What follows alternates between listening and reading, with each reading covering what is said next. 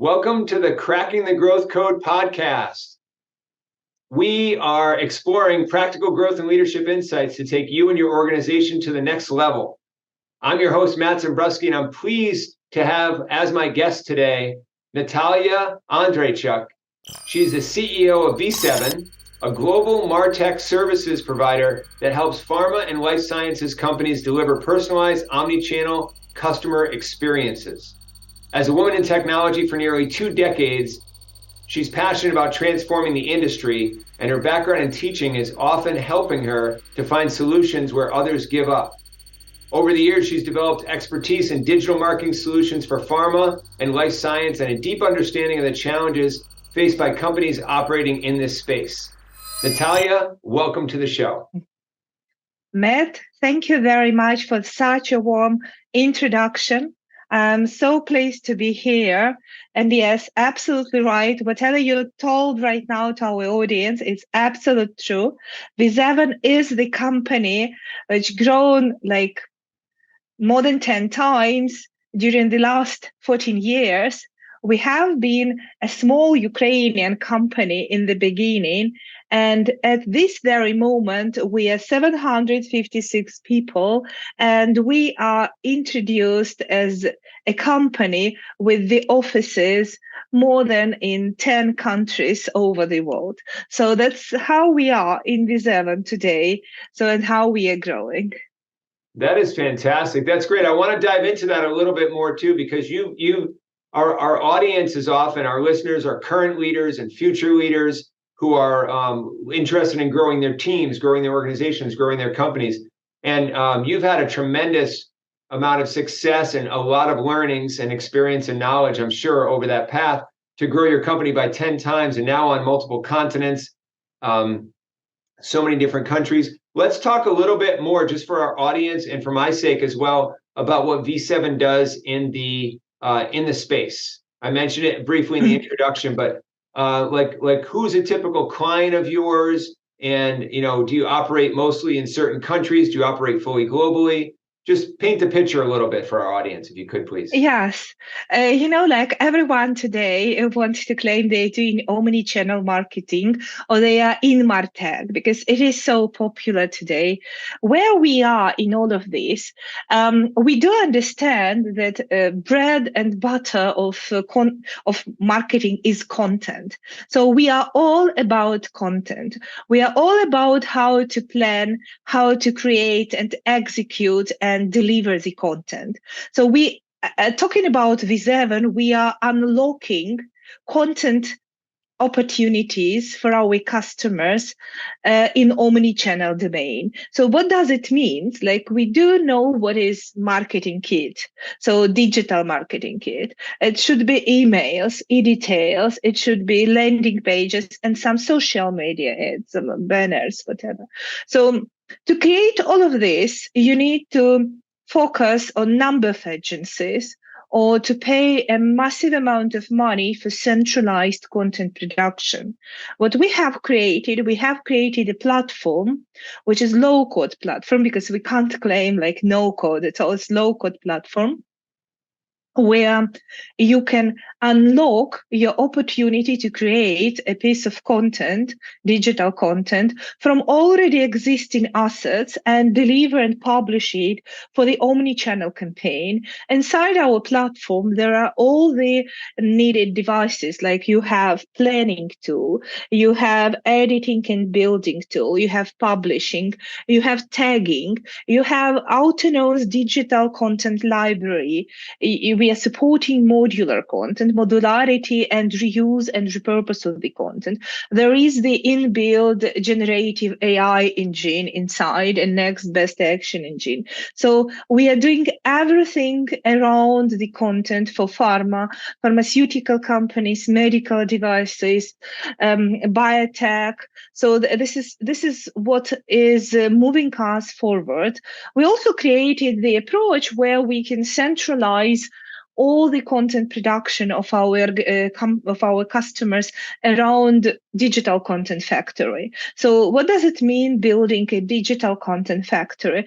It means we can standardize the way how all creative agencies are producing their messages across different countries, across different continents and languages and different cultural experiences. They will be using the same technical means. That means a lot, because then you will be able to reuse and to repurpose all of it and publish into the omnichannel campaign by reusing, by having all the content like really repurposed and not created from scratch every time you're creating the campaign. Also, not every channel today is covered the way we want it to be covered. We can't create a number of videos we need.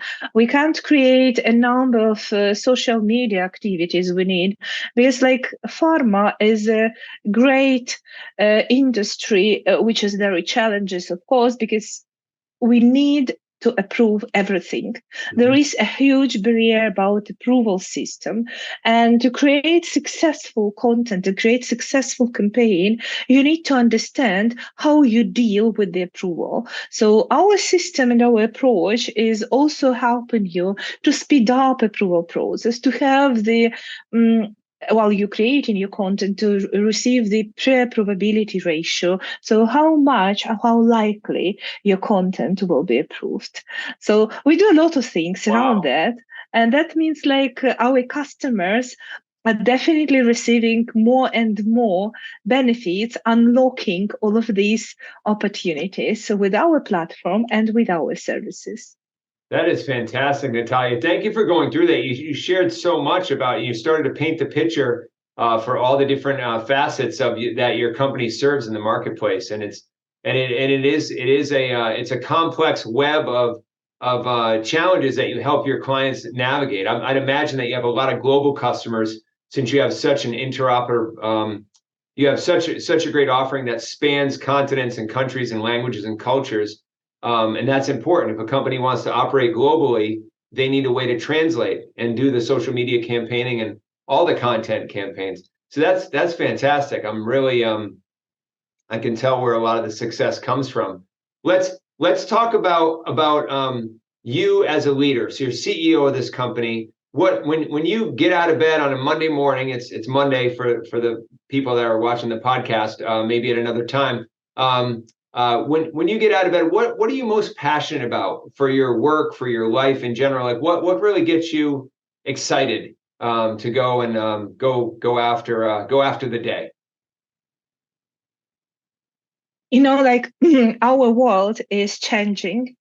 It's not always changing in the very positive way, but I believe that we are in VISEVEN are helping to create positive change.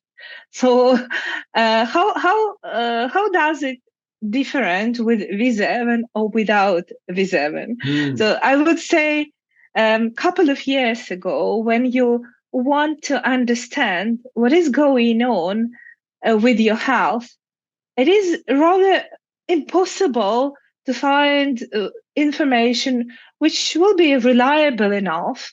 I do not say even understandable, but a reliable, where you can see the other people are sharing some stories and you can see the reliable information. Today, thanks to the digital content, and thanks to the campaigns, and thanks to the pharma, who changed a lot during the last decade, whatever condition we have in our life, we can really find in internet the reliable source of information, where the information is accurate, it's approved, it's in the different formats. You can read it on the mobile device, you can have a subscription for some community and to be a part of these people who are sharing your experience. And that's totally amazing how it changes people's life. And being a part of this change, even a small part of this change, helps a lot to understand why you're going to work every morning, Monday, Saturday, even Friday, weekend if needed. So why are you so passionate about this work? Also, let's be very honest here. October is breast cancer month. So how much have we known about breast cancer before? And how much do we know right now? So, given like it is the most unfortunately, as a what popular among the female population, and probably everyone from us, personally or in family, experienced that this kind of the serious disease. So today provided so much information about the survival rates, about the treatments, about the opportunities, about what how, the quality of life should be after, and everything. So, given to all of this, so we need to understand this is possible because we digitalized a lot of content. This content haven't appeared like just now. Like most of researchers and trials were ongoing already a long time and were known for a smaller group of people, clinics and therapists. But right now, thanks to the digitalization of our world, we do have the options to know what will happen, and we can decide and we can choose, and we can be like the master of this situation. So that's why it's really great to go to the work every day and to bring your small, humble share into all of this, what is moving our human world forward today. That is absolutely beautiful, Natalia. You're inspiring me so much with the way you shared that. You started that by talking about how you really get motivated by bringing about positive change with others and doing your small part with your, fairly large but very successful company. You're doing your part, and it's amazing. I love how business brings the opportunity for people such as yourself with a really good, strong integrity and strong drive to make a difference in the world.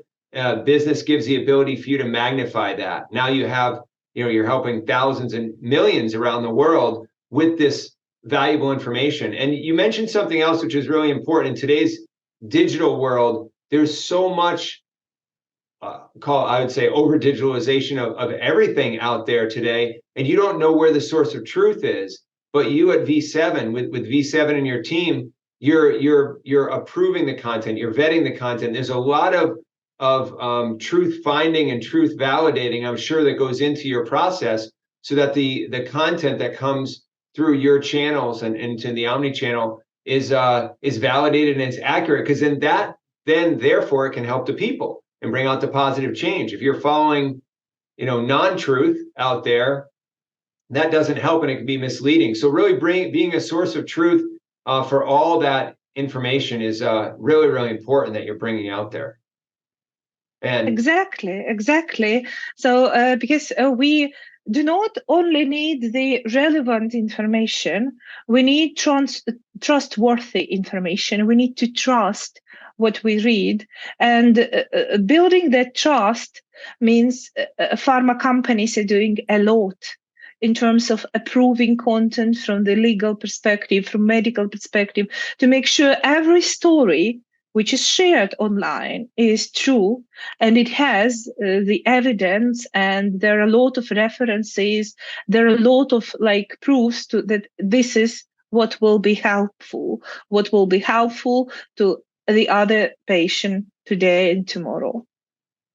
Yeah, that's wonderful. It's such a great vision. Let's talk about how that grows over time. You've grown the company significantly over the last decade, and looking forward over the next, say, 6 to 12 months, where do you see your company going in terms of growth? Are you going to be doing a lot? Do you need to hire a lot more people? Are you getting more customers? Are you upgrading your systems, platforms?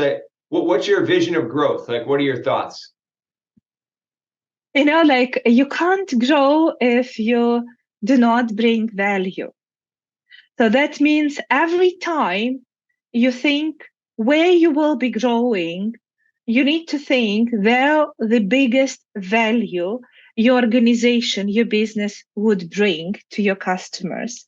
And among customers, you can think about first line customers, second line customers. So everyone who will be working with your products or somehow benefited from your services. That would be the most, like the biggest indication of growth. So once we started to grow, let's describe this decade, as you just mentioned, it's over the decade. So let's go and describe this decade.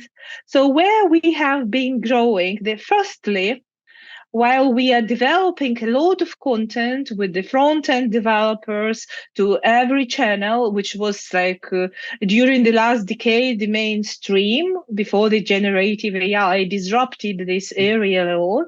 So we have been carrying on as a digital content factory for biggest pharma companies worldwide. And first of all, we were puzzled how we are bringing exactly the same services to all the time zones and the countries. And that's how we started to grow country by country, opening offices, declaring our presence and mirroring our business on that side of Atlantic and this side of Atlantic, US, Canada, Argentina. Then we got here to Estonia, France, Germany, Poland, Ukraine, India, Philippines, Japan, Australia. So following the Sun approach. Now, when we have all this team represented around the globe, so they say they're talking different languages, they do have different time zones and different habits, but they are all VISEVEN people and they are all contributing into this success. Then we see right now the disruption which is happening after the modular content claimed to be successful and reuse and repurpose engine was introduced in many industries, not only in pharma. So we understood that the next decade will be all about automation, all about how to create and unlock even more the content, how to unlock more. And in that regards, we will be having more integrations, right? We will be having more opportunities and features for our customers, where they will be able not only to create a piece of content through the template as usual, they will be able to model their content and look how they want to see it in the different formats at once and understand before they even send it to approval process if it's basically approvable, because approvability of the content is a layered process. So like there are several layers of approvability. Like first of all, we need to check whether the grammar is okay, all the references are in place, no violation of any law or any marketing business rules, whenever any violent images are introduced on the material. So all of these things could be checked, pre-checked before they send to some human to read it and to see it. So, and highlighted if they are wrong. So then the one who's creating a content will be able to change it. The other thing is, look, the world is changing. There are Amazon pharmacies.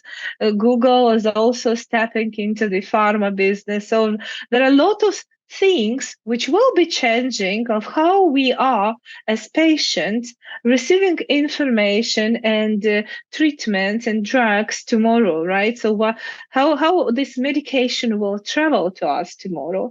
So that's why we will be definitely exploring all of these new channels of how we will be going to receive treatments and medications, and how we are going to understand the pharma of tomorrow. And these channels will definitely need a new types of content. So that's how we are going to work in the future.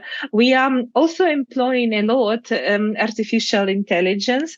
So first of all, we are eliminating the redundancies, so repetitive work. So we are really eliminating them with this. The next thing, we really want to structure how we generate the images, the text, everything.